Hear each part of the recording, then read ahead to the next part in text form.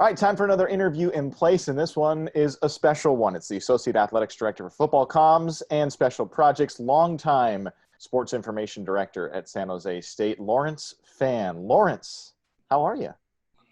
Well, it's another day here in San Jose, California, and actually coming to you from the northern portion of San Jose, close to the Milpitas border.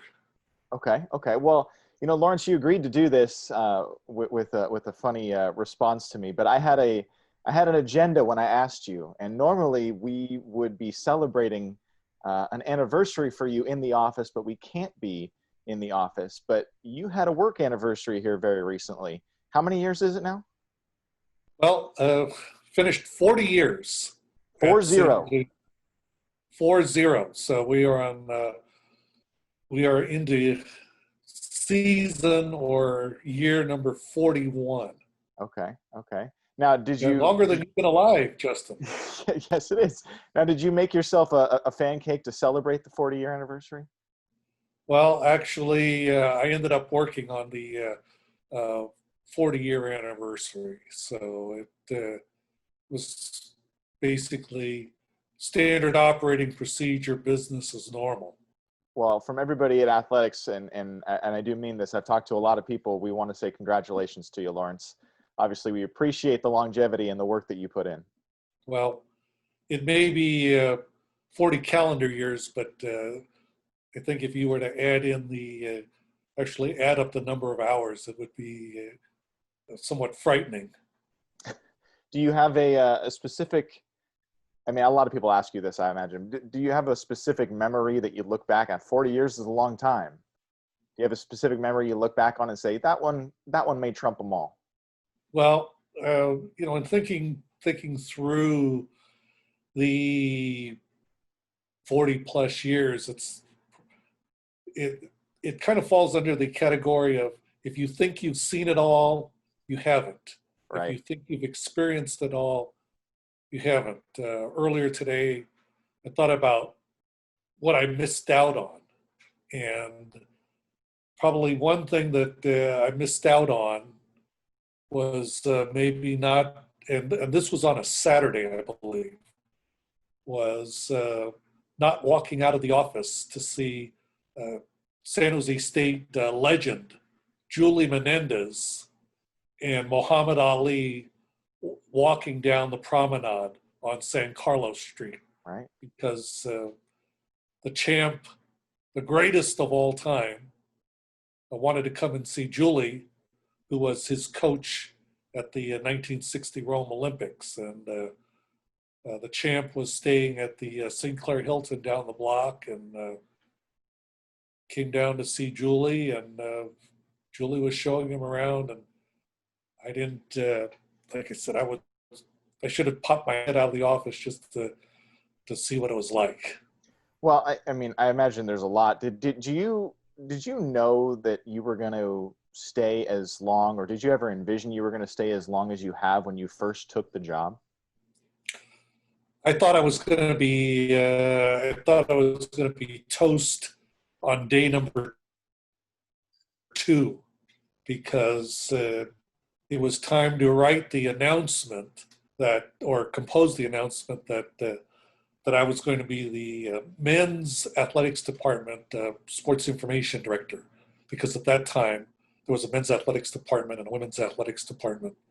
And in the process of composing this announcement, I broke 3 typewriters because there were no computers back in those days. How did you break 3? The equipment was a little bit old back in the day, and there were manual typewriters. Okay. And it was getting very frustrating. Are you just a furious typewriter, or was it on the recoil? I don't even know what that's called. I majored in that science called Hunt and Peck. Okay. Yes. Yeah. Okay. We actually haven't. I don't think. We've had student athletes with the last name of Hunt. We may have had, I think we've actually had Peck too, but not on the same team. Of course not. Well, Lawrence, I mean, obviously, I would imagine in your 40 years, you've never been dealing with a situation quite like we are right now. How has the shutdown changed your job and how you've communicated with with people you need to, with the coaching staffs, with the players, with university officials, with administrators on campus? How has it changed things for you? Well, for one, I'm very accustomed to working in the office, Yeah. and working from home here in this setting, that's been a change for me because I deliberately choose not to bring work home. I'm close enough to the office that it's generally a 15-minute drive. When we had the 1989 Loma Prieta earthquake, that was a little bit different. It was Mm-hmm. more like about a half an hour drive home just to figure out what was the best way to get home. The face-to-face interaction is really minimal. The job that I've been fortunate to have at San Jose State's been one that you're dealing with, as you say, administrators, coaches. Uh, my interaction with our student athletes has been scaled way back. There have been a few Zoom calls, and there have been a few phone calls, and there have been texting, which wasn't in place even at the start of the 21st century. And then the other part, probably the biggest part that has changed is the interaction with the media. And when I say that, we are in a situation right now where the number of media outlets and the number of media members, unfortunately, continues to shrink. I mean, the most obvious way of looking at it is locally. Uh, how many uh, how many radio outlets are covering sports? Uh, you look at the number of newspapers in the Bay Area and see how that, not only how that shrunk, but also the page count has shrunk. Mm-hmm. Now in COVID-19, a number of sports reporters on the print side who are still alive or to keep their jobs basically are assigned to COVID-19 coverage. So it's a continually changing landscape. Right, right. Lawrence fan, it is the 40th anniversary, so that's the Ruby anniversary, but I don't think that really fits the color palette of San Jose State. We'll have to try and figure something else for you. Well, it doesn't. Uh, I used to have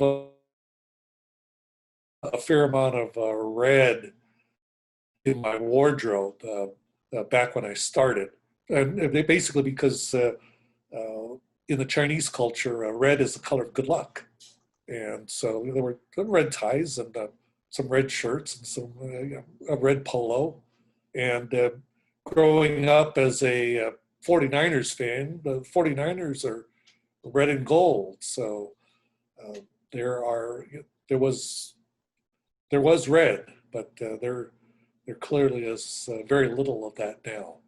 Not in the San Jose State office, that's for sure. Yes, you're right on there, Justin. All right, Lawrence. Well, we appreciate the time and congratulations again, and for all your dedication and hard work. We appreciate it.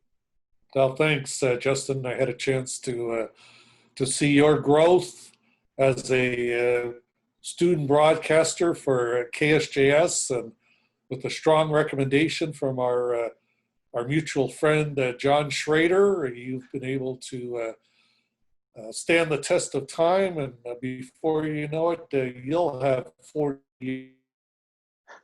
years in the broadcast business. Well, I mean, I have a high bar set by you, Lawrence, but we'll see. Well, you'll plant that foot, and whether you go forward or use the Fosbury flop, I'm sure you'll land in the pit just fine. Not gracefully, I can guarantee that. Thanks, Lawrence. Appreciate it. Okay, you're welcome, Justin.